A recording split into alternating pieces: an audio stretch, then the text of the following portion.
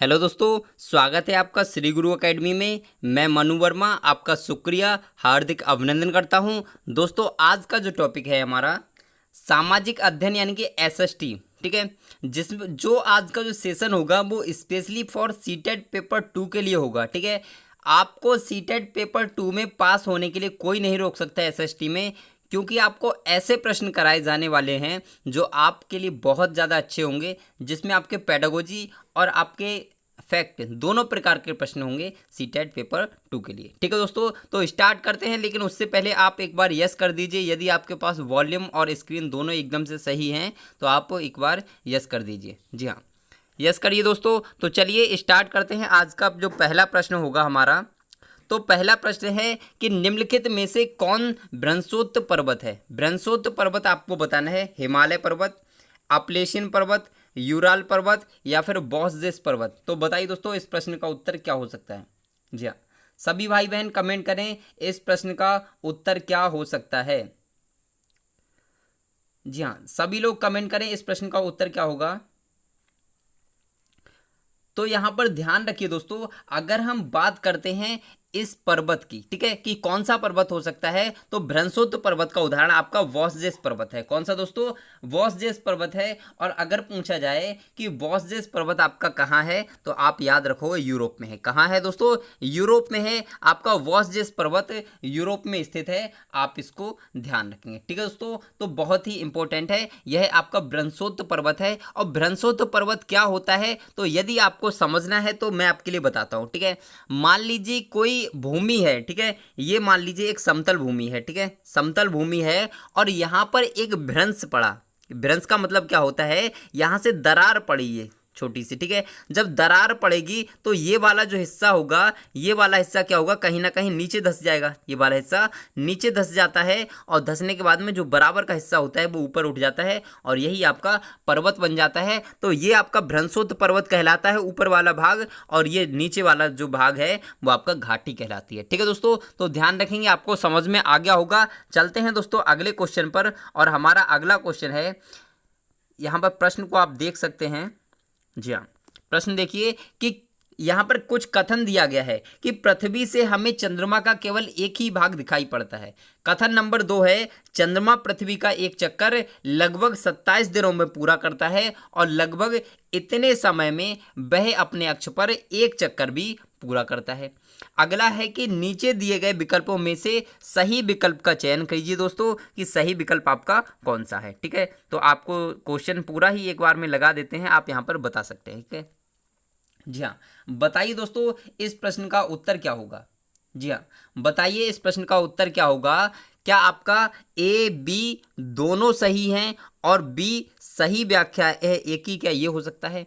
अगला है ए और बी दोनों सही हैं परंतु बी सही व्याख्या नहीं है एक ही, या फिर आपका सही है, ए सही है परंतु बी गलत है, या फिर ए गलत है परंतु बी सही है। बताइए दोस्तों, इस प्रश्न का उत्तर क्या हो सकता है। जी हाँ, सभी भाई बहन कमेंट करें, इस प्रश्न का उत्तर क्या हो सकता है। सभी भाई बहन कमेंट करें। तो ध्यान रखिए दोस्तों, अगर हम बात करें पहले ऑप्शन की कि पृथ्वी से चंद्रमा का केवल एक ही भाग दिखाई पड़ता है, तो आप भली बात जानते हैं कि ये बिल्कुल सत्य है, 100% सत्य है कि पृथ्वी से चंद्रमा का केवल एक ही भाग दिखाई पड़ता है, क्योंकि हमें सामने वाला भाग दिखाई देता है, उसके पीछे वाला नहीं दिखाई देता है। एकदम सही है।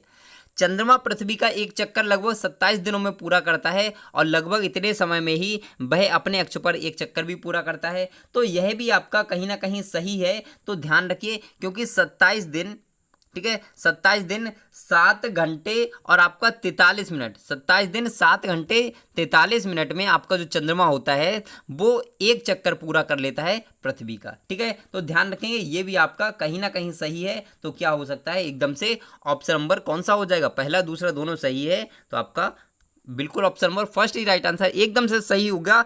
अब चलते हैं अगले प्रश्न पर। और दोस्तों, क्वेश्चन कैसा लगा एक बार कमेंट जरूर करें। प्रश्न कैसा लगा एक बार कमेंट करें। अगला क्वेश्चन है, कायांतरित सेल के बारे में दिए गए ए बी और सी कथनों पर विचार कीजिए और सही विकल्प का चयन कीजिए। आग्नेय और अवसादी सेल उच्च ताप और दाब के प्रभाव में कायांतरित सेलों में परिवर्तित हो जाती हैं, क्या ये सही है? अगला, कायांतरित सेल उच्च ताप और दाब के प्रभाव में पिघलकर द्रवित मैग्मा बनते हैं। अगला है, संगमरमर एक कायांतरित सेल है। तो बताइए, यहाँ पर आपको दिए जाते हैं ऑप्शन, ठीक है। स्लाइड को बहुत छोटा करना पड़ेगा, बहुत ही इंपॉर्टेंट क्वेश्चन है दोस्तों, ठीक है, जो आपके सीटेट के लिए, सीटेट पेपर 2 के लिए बहुत इंपॉर्टेंट है, बहुत अच्छे प्रश्न, ठीक है। अब बताइए दोस्तों, इस प्रश्न का उत्तर क्या हो सकता है? वी सही है और ए गलत है, क्या ये सही हो सकता है? ए सही है और सी गलत है, क्या ये सही हो सकता है? या फिर ए, बी और सी तीनों सही है? अगला है, ए एवं बी, ए सही है, क्या लिखा है, एक सेकंड रुकिए, ए सही है बी गलत है, ये एवं नहीं आएगा, ठीक है। ए सही है बी गलत है। तो बताइए दोस्तों, इस प्रश्न का उत्तर क्या हो सकता है? सभी भाई बहन कमेंट करें, इस प्रश्न का उत्तर क्या हो सकता है। तो यहाँ पर बात करते हैं, आग्नेय और अवसादी सेल उच्च ताप और दाब के प्रभाव में कायांतरित सेल में परिवर्तित हो जाती हैं। ये कहीं ना कहीं बिल्कुल सही है। आप सभी लोग जानते हैं, जब बहुत ज़्यादा दिन में गर्मी पड़ती है और रात में जब ठंड पड़ती है तो क्या होता है, चट्टानों में चटकन पड़ जाती है और चटकन पड़ने के कारण चटक से क्या होता है, वहीं से फूटने लग जाती हैं चट्टानें और वहीं से विघटन शुरू हो जाता है। इस प्रकार से कायांतरित सेलों का निर्माण होता है। बिल्कुल सही है, आप सभी लोग जानते हैं। कायांतरित सेल उच्च ताप और दाब के प्रभाव में पिघलकर द्रवित मैग्मा में रूपांतरित हो जाते हैं। बिल्कुल सही है, क्योंकि जब ताप और दाब दोनों होंगे, यानी कि ताप बहुत ज़्यादा होगा और दाब ऊपर से प्रेशर होगा, तो क्या होगा दोस्तों, वो ऑटोमेटिक, आप सभी लोग जानते हैं कि द्रव मैग्मा में परिवर्तित हो जाएगा। सभी लोग जानते हैं इस प्रश्न को। और संगमरमर एक कायांतरित सेल है, ये भी आपका एकदम से सही है कि संगमरमर कायांतरित सेल है। इसीलिए आपका ऑप्शन नंबर कौन सा सही हो सकता है? तो ए, बी, सी किस में है दोस्तों? जी हाँ, option number C is right answer, यानी कि ए, बी और सी तीनों एकदम से सही हैं दोस्तों। चलते हैं अगले प्रश्न पर, और हमारा अगला प्रश्न है जी हाँ दोस्तों, इस प्रश्न को बताइए कि अंतरिक्ष से प्रवेश करने वाले उल्का पिंड वायुमंडल के किस परत में आने पर जल जाते हैं दोस्तों, बताइए। तो सबसे पहले आपको यही पता होना चाहिए उल्का पिंड क्या होता है। तो यदि मैं आपको उल्का पिंड के बारे में बताऊं, हालांकि मैं कई बार बता चुका हूं इसके बारे में, तो आपने देखा होगा कि कभी कभी आप कहते हैं कि वो देखिए आत्मा जा रही है, ठीक है, मतलब जलती हुई जाती, कुछ लोग कहते हैं, मैंने खुद सुना है, इसीलिए मैं आपको बता रहा हूं कि मतलब ऐसा लगता है कि रॉकेट की तरह जलते हुए स्पीड से गया और एकदम से बुझ गया। तो क्या होता है, यही आपका उल्का पिंड कहलाता है कि ये पृथ्वी के घर्षण से क्या होता है, जल उठते हैं, जल जाते हैं, तो आपको लाइट जैसी चमकती हुई दिखाई देती है। और यही उल्का पिंड जो है आपके पूरे तरीके से जल नहीं पाते और पृथ्वी पर आकर गिर जाते हैं, तो उसे उल्कास्म कहते हैं। ये भी आप ध्यान रखिए, पृथ्वी पर आकर गिरते हैं उसे उल्कास्म कहते हैं। ये भी आपको ध्यान रखना पड़ेगा, यही भी क्वेश्चन में आ सकता है। तो आपको बताना है किस परत में आने पर जल जाते हैं। तो इसका उत्तर जो हो सकता है, तो आप सभी लोग समझ लीजिए, मध्य मंडल में आने पर जल जाते हैं, एकदम से करेक्ट राइट आंसर हो जाएगा। ठीक है दोस्तों, चलते हैं अगले प्रश्न पर, और हमारा अगला प्रश्न है दोस्तों, जी हाँ, एक चीज़ याद रखिए दोस्तों, आपको मेरी आवाज़ में थोड़ा सा वॉल्यूम में फ़र्क दिख सकता है, क्योंकि थोड़ी सी तबीयत ठीक नहीं है, तो इस वजह से, और आवाज़ थोड़ा स्लो हो सकती है, तो थोड़ा मैनेज करें। लेकिन प्रश्न आपको स्लो नहीं होने वाले हैं, और आपको क्वेश्चन का जो तरीका है वो स्लो नहीं होने वाला है, क्योंकि क्वेश्चन आपको बहुत ज़बरदस्त मिले हैं। ठीक है, ऋतु प्रवास जुड़ा हुआ है, किससे जुड़ा है? लोगों के आवागमन से, घरों की पास बनावट से, एक छोटे घर के पौधे रखने का कृत्रिम अहाता से, या फिर ऐसे स्थान जहां बस्तियां विकसित होती हैं। तो बताइए दोस्तों, ऋतु प्रवास किससे जुड़ा हुआ है? बताइए, ऋतु प्रवास किससे जुड़ा हुआ है? बताइए, इस प्रश्न का उत्तर क्या होगा? जी हाँ, बताइए दोस्तों, इस प्रश्न का उत्तर क्या होगा? तो इस प्रश्न का अगर उत्तर मैं आपसे पूछूं, तो यहाँ पर अगर हम बात करें लोगों के आवागमन से, बिल्कुल सही है। घरों की पास बसावट से, इससे कोई मतलब नहीं है। एक छोटे घर के पौधे रखने, ये भी नहीं। ऐसे स्थान जहाँ बस्तियाँ विकसित होती हैं, ये भी नहीं। ध्यान रखिए, ऋतु प्रवास क्या होता है, तो आपने देखा होगा कुछ पशुपालक होते हैं, यानी कि पशुओं को पालने वाले, वो ऋतु के अनुसार यहाँ से वहाँ से वहाँ जाते हैं, और इसी प्रकार से आवागमन, अपने पशुओं के साथ जो गमन होता है लोगों का, वही आपका ऋतु प्रवास कहलाता है। ऋतु के अनुसार ही करते हैं। ठीक है, जैसे गर्मी में कहीं और पहुंच गए, सर्दी में कहीं और पहुंच गए, तो आप सभी लोग जानते हैं option number first is right answer, एकदम से सही हो जाएगा। चलते हैं नेक्स्ट प्रश्न पर, और हमारा नेक्स्ट प्रश्न है, स्थायी पवनों के संबंध में कथन ए और बी पर विचार कीजिए और सही विकल्प का चयन कीजिए। ये पवनें वर्ष भर लगातार निश्चित दिशा में चलती रहती हैं। पश्चिम एवं पूर्वी पवनें इनकी उदाहरण हैं। तो बताइए, अब आपको बताना है, यहाँ पर आपको दिखाई जाते हैं ऑप्शंस, ठीक है जी हाँ। अब बताइए कि इस प्रश्न का उत्तर क्या हो सकता है। स्थायी पवनों के बारे में आपको बताना है क्या हो सकता है। ए सही है और बी गलत है। ए सही है, बी सही, ए गलत है, बी सही है, या फिर दोनों सही हैं, या फिर दोनों गलत हैं। बताइए दोस्तों क्या होगा इसका उत्तर। यहाँ पर बी और आएगा, ठीक है। क्या होगा इसका उत्तर बता दीजिए दोस्तों, जल्दी से कमेंट करें, क्योंकि टाइम आपके पास ज़्यादा मत लगाइए, ठीक है। क्योंकि ज़्यादा समय लगाएंगे तो उससे क्या होगा, आपका ही नुकसान होने वाला है। मैं आपकी खुद बहुत जल्दी करना चाहता हूँ, तो आप भी थोड़ा सा मतलब उतना टाइम लीजिए जितना मिनिमम होता है, ठीक है। ज़्यादा टाइम मत लीजिए।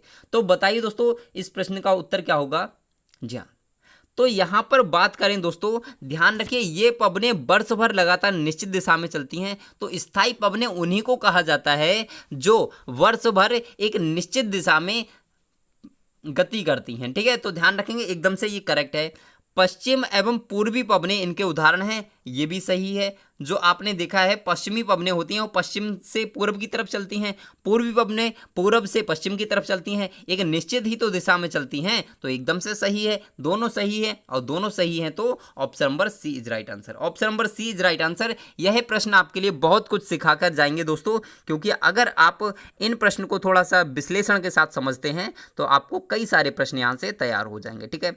अब हम बात करते हैं इस प्रश्न की। ब्राजील के कंपोज और वेनेजुएला के लानोज उदाहरण है किस प्रकार की घास के, ये आपको बताना है। शीतोष्ण कटिबंधीय घास स्थल के, टुंड्रा प्रकार की वनस्पति के, उष्ण कटिबंधीय घास स्थल के, या फिर भूमध्य सागरीय वनस्पति के। बताइए दोस्तों इस प्रश्न का उत्तर क्या होगा। सभी भाई बहन कमेंट करें इस प्रश्न का उत्तर क्या होगा। जी हाँ, बहुत बढ़िया दोस्तों। तो आप सभी लोग कहीं ना कहीं जानते हैं कि देखिए, सबसे पहले तो आपको यहाँ से 3 से 4 प्रश्न ये बनने वाले हैं। लानोज, ठीक है, ब्राजील में क्या कहा जाता है घास के मैदानों को, तो क्या कहा जाता है, कंपास कहा जाता है, कंपास या कंपोज, ठीक है। ब्राजील में कंपोज कहा जाता है, ठीक है। अगर हम बात करें अर्जेंटीना में पंपास कहा जाता है, आप सभी लोग जानते हैं। लानोज कहाँ कहा जाता है, तो वेनेजुएला में लानोज कहा जाता है, इसको भी आप ध्यान रखेंगे, ठीक है।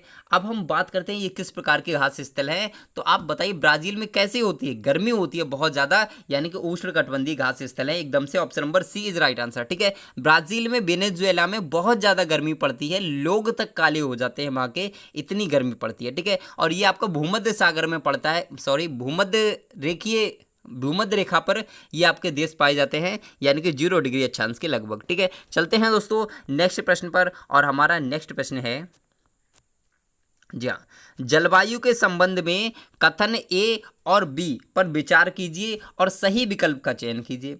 जलवायु वायुमंडल में दिन प्रतिदिन होने वाला परिवर्तन है। बताइए, जलवायु वायुमंडल में होने वाला दिन प्रतिदिन परिवर्तन है।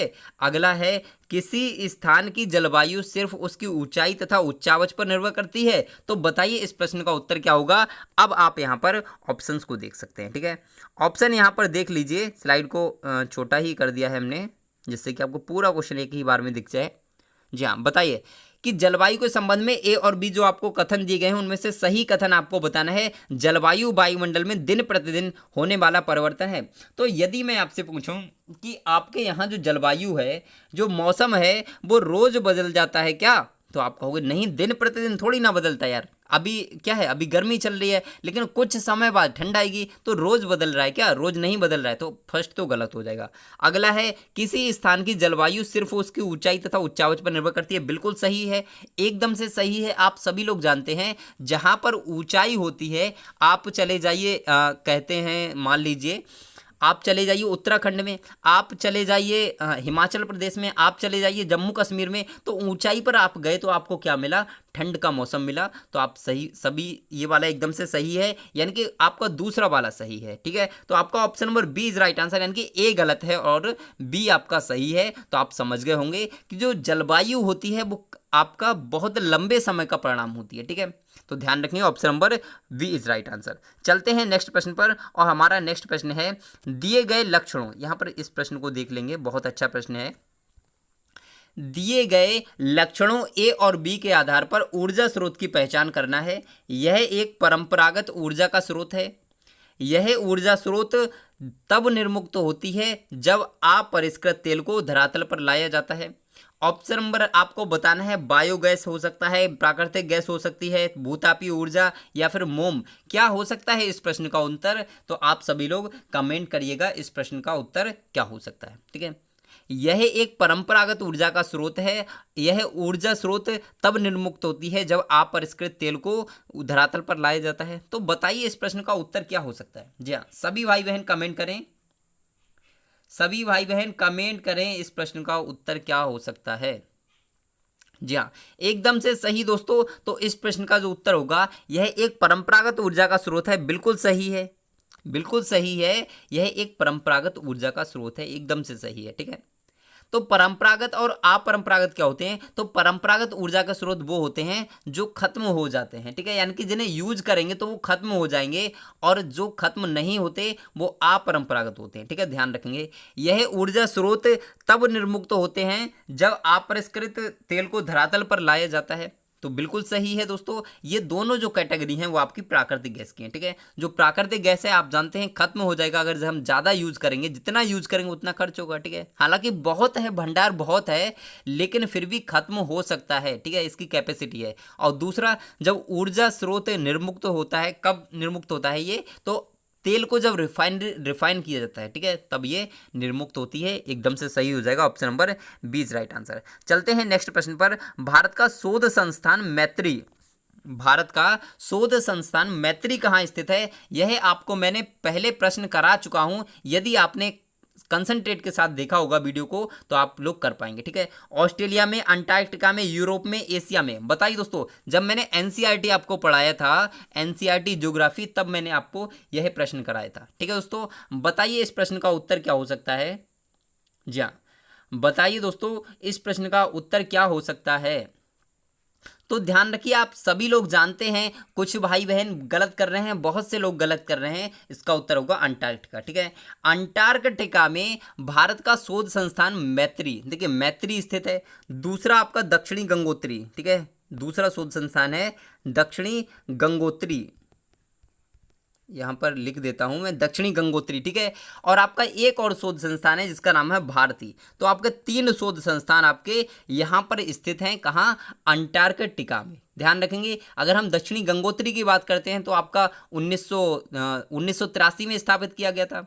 ठीक है, जो अब क्या है, अब हटा दिया गया है, यानी कि अब नष्ट हो गया है। ठीक है, अगर हम बात करते हैं मैत्री कब आया था, तो मैत्री आपका 1986 में स्थापित किया गया था, और 2012 में आपका जो हमारा भारती है वो आपका 2012 में स्थापित किया गया था। तो यहाँ पर आप इसको ध्यान रखेंगे। ठीक है, ये आपका तीसरे था। ठीक है, सबसे लास्ट में भारती आया हुआ है, तो आप इसको ध्यान रखेंगे। ठीक है, क्रम भी कभी कभी पूछ लिया जाता है कि इनका क्रम क्या है। तो इस प्रश्न का उत्तर बताइए, निम्नलिखित में से कौन सा कथन खनिज के संदर्भ में सही नहीं है? दोस्तों यह आपको बताना है। यह प्राकृतिक रूप से प्राप्त होने वाले पदार्थ हैं, इनका एक निश्चित रासायनिक संगठन होता है, यह विभिन्न प्रकार के भूवैज्ञानिक परिवेश से निर्मित होते हैं, या फिर सभी खनिज आधात्विक होते हैं। ठीक है दोस्तों, बताइए इनमें से कौन सा सही नहीं है, कौन सा सही नहीं है दोस्तों, यह आपको बताना है। तो यह प्रश्न तो सभी का सही होना चाहिए, किसी का गलत नहीं होना चाहिए।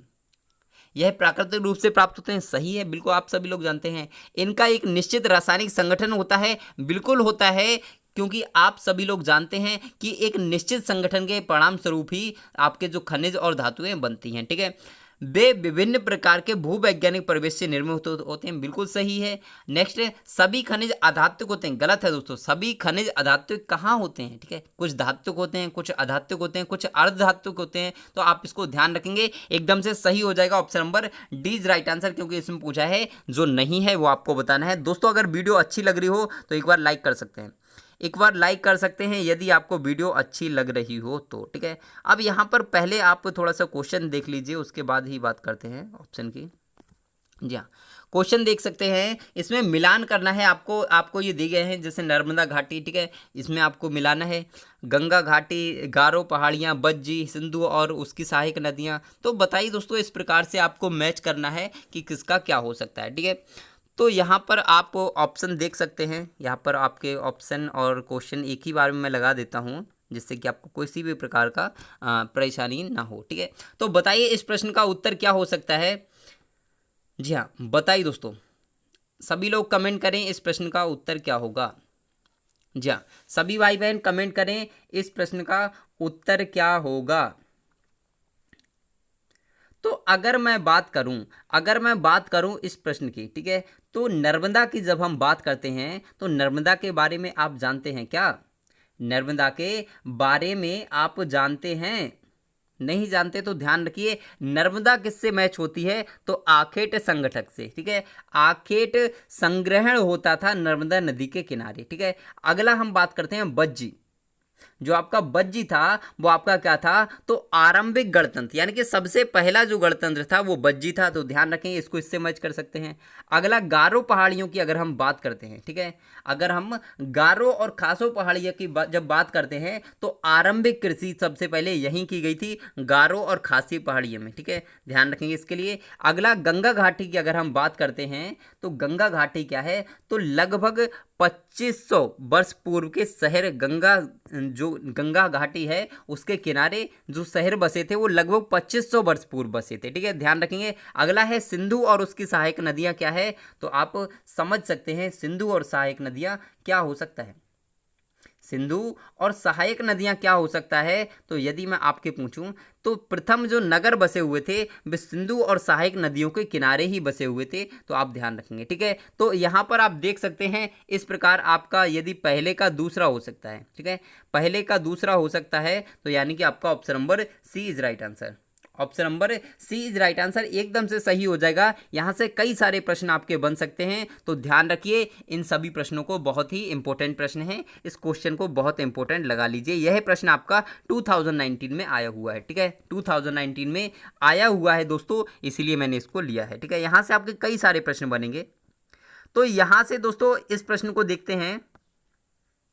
जी हाँ, थोड़ा सा स्लाइड को छोटा करते हैं।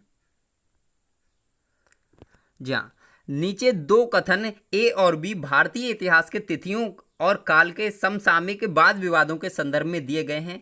हिंदू मुस्लिम ब्रिटिश जैसी काल अवधि उपयुक्त हैं क्योंकि शासकों का धर्म ही एकमात्र महत्वपूर्ण ऐतिहासिक परिवर्तन रहा है।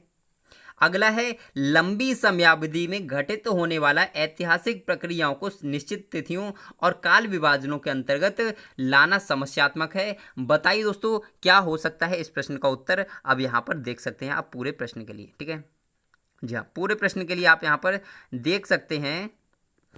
तो यहाँ पर बताइए क्या आपका ए और बी दोनों सही है तथा ए की सही व्याख्या बी है?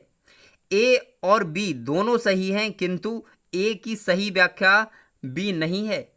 ए और ए सही है किंतु बी गलत है, या फिर ए गलत है किंतु बी सही है। तो बताइए इस प्रश्न का उत्तर क्या हो सकता है। जी हाँ, सभी भाई बहन ध्यान रखें, इस प्रश्न का उत्तर क्या हो सकता है। तो हिंदू मुस्लिम ब्रिटिश जैसी कालावधि उपयुक्त है क्योंकि शासकों का धर्म ही एकमात्र महत्वपूर्ण ऐतिहासिक परिवर्तन रहा है। तो ये गलत है दोस्तों, क्योंकि यह उपयुक्त नहीं है कि हमें हिंदू मुस्लिम और अंग्रेज इन सब में बांटा जाए, यह आपका बिल्कुल भी उपयुक्त नहीं है। ठीक है दोस्तों, अगला हम बात करते हैं लंबी समयावधि में घटित होने वाला ऐतिहासिक प्रक्रियाओं को निश्चित तिथियों और काल विभाजनों के अंतर्गत लाना समस्यात्मक है। बिल्कुल सही है, क्योंकि बहुत समय हो चुका है और उन्हें किस प्रकार से एक काल विभाजन में किया जाए, तो ये एक बहुत टफ प्रश्न बन जाता है। तो आपका एकदम से बी सही है लेकिन ए गलत है। तो इस प्रकार से आपका कौन सा सही हो सकता है, यानी कि option number D is right answer. A गलत है किंतु बी सही है। यहां से इस प्रश्न को देखिए, बहुत ही महत्वपूर्ण प्रश्न है। ठीक है, चलते हैं दोस्तों नेक्स्ट प्रश्न पर, और हमारा नेक्स्ट प्रश्न है,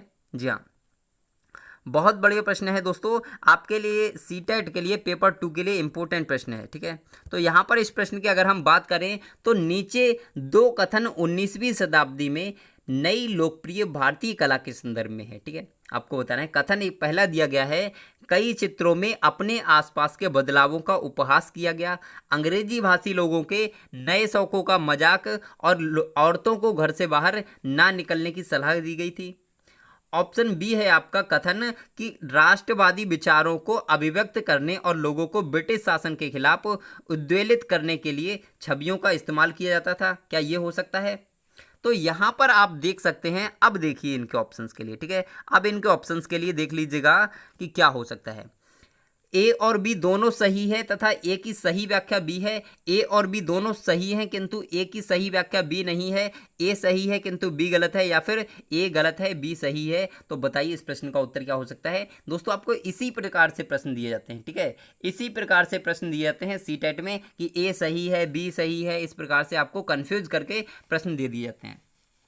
जी हाँ, बताइए दोस्तों इस प्रश्न का उत्तर क्या होगा। सभी भाई बहन कमेंट करें, सभी भाई बहन कमेंट करें इस प्रश्न का उत्तर। जी हाँ बताइए दोस्तों।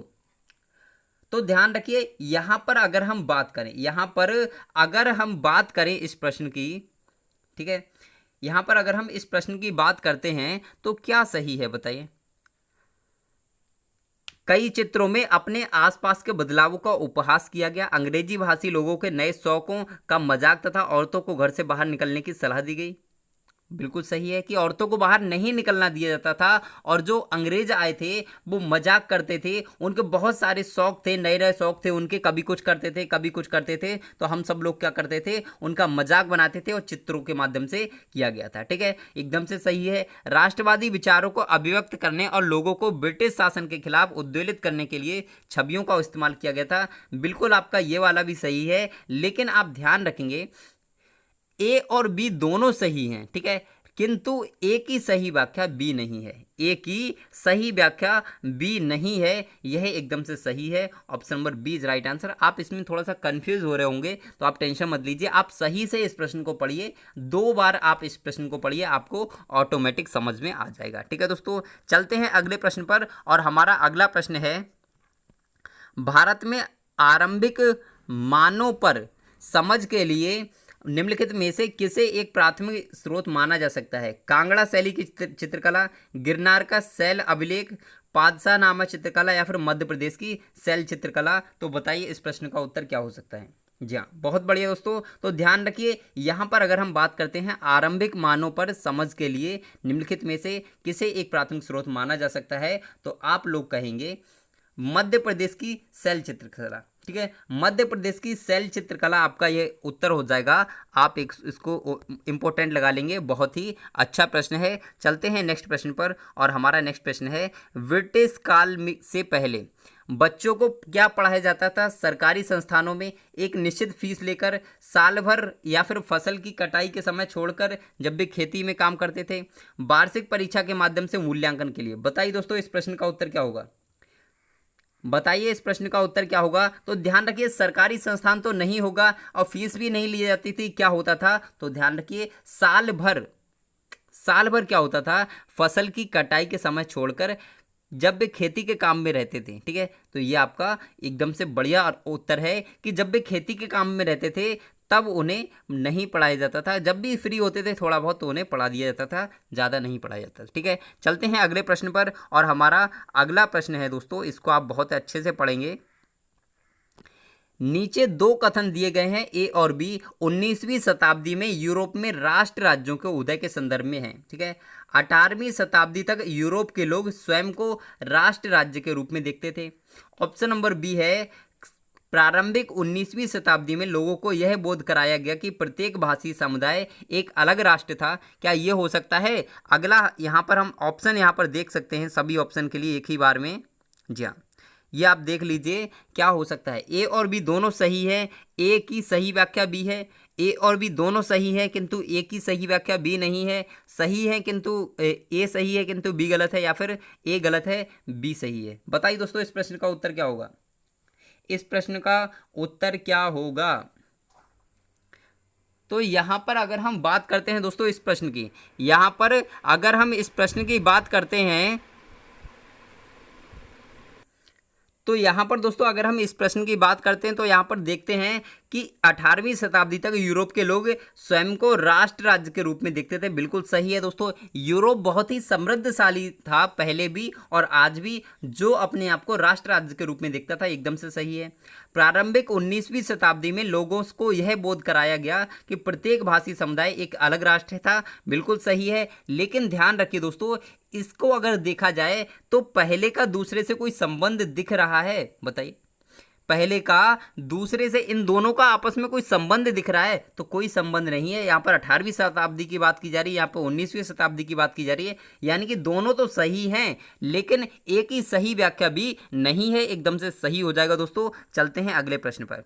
अगला प्रश्न है, और दोस्तों एक चीज़ ध्यान रखिए, आज रात्रि 9 बजे आना ना भूलें, क्योंकि आज आपका सीटेट पेपर 1 और पेपर 1 के लिए, ठीक है, मॉडल पेपर नंबर 1 कराया जाएगा। ठीक है, फर्स्ट मॉडल पेपर कराया जाएगा, जो आपके लिए बहुत इंपॉर्टेंट होगा। कम से कम 4 से 5 प्रश्न आपके सीधे वहीं से आपके आ जाएंगे। ठीक है, तो बात करते हैं इस प्रश्न की।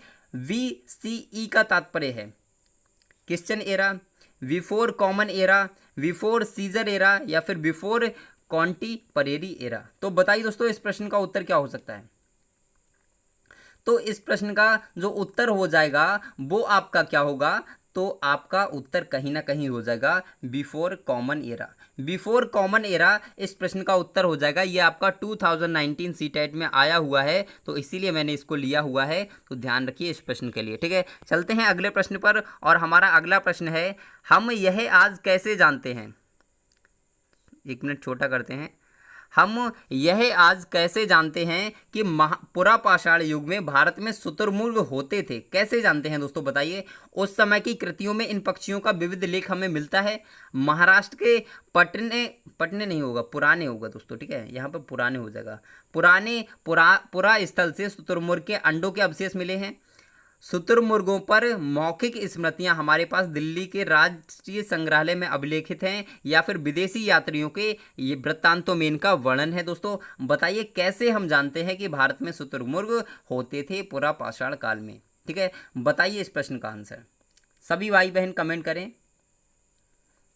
जी हाँ, तो ध्यान रखिए दोस्तों, इस प्रश्न के अगर उत्तर की बात करें तो महाराष्ट्र के पटने, ठीक है, महाराष्ट्र के पटने पुरा स्थल से शुतुरमुर्ग के अंडों के अवशेष मिले हैं। यही आपका राइट आंसर है, कि इसी प्रकार से हम जानते हैं कि पुरापाषाण काल में भारत में शुतुरमुर्ग होते थे दोस्तों। ठीक है, चलते हैं अगले प्रश्न पर, और दोस्तों इस प्रश्न को देखते हैं। हड़प्पा सभ्यता से एक प्रश्न जरूर आता है, तो आप इसको जरूर देखेंगे। ठीक है, अब दोस्तों एक चीज़ मैं आपसे और कहना चाहूँगा, इतना पढ़ने के बाद यदि आपको लगता है कि सर वाकई में अच्छा पढ़ा रहे हैं, मेहनत कर रहे हैं आपके लिए, तो एक बार आप लाइक कर सकते हैं। ठीक है, चैनल को सब्सक्राइब कर सकते हैं, और बेल आइकन को प्रेस कर लीजिए, जिससे कि आपको क्या होगा कि नोटिफिकेशन प्राप्त हो जाएगा जब भी हम आपको लाइव क्लास लेकर आएंगे। ठीक है दोस्तों, आप बेल आइकन को जरूर दबा दीजिए, सब्सक्राइब जरूर कर लीजिए, और एक बार लाइक जरूर करें, और प्रश्न बताना है आपको कितने आपके सही हुए। ठीक है, तो बात करते हैं हड़प्पा सभ्यता का पतन कैसे हुआ।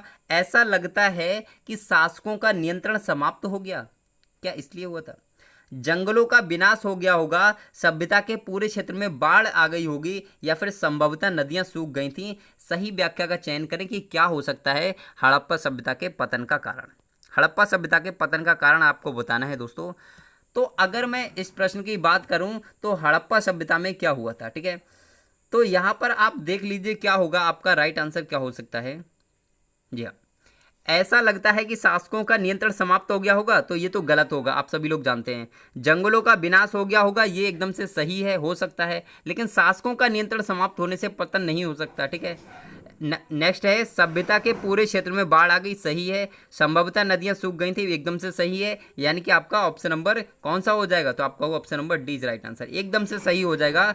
अब दोस्तों यहाँ पर आप लोगों को लाइव क्लास का अगर शेड्यूल जानना है तो सुन लीजिए, दोपहर 12 बजे, शाम 4 बजे और रात्रि में 9 बजे आपको लाइव क्लास मिलेगी। तो आपको टेंशन लेने की बात नहीं है, कहीं भी आपको नहीं जाना है, बने रहिए श्री गुरु अकेडमी और मनु वर्मा के साथ। ठीक है दोस्तों, तो आज का सेशन इतना ही रखेंगे, लेकिन एक बार वीडियो को लाइक कर दें यदि आपको वीडियो अच्छी लगी हो तो। ठीक है, तो चलिए दोस्तों, आज के लिए बस इतना ही रखते हैं, फिर मिलते हैं एक नेक्स्ट वीडियो में नेक्स्ट टॉपिक के साथ।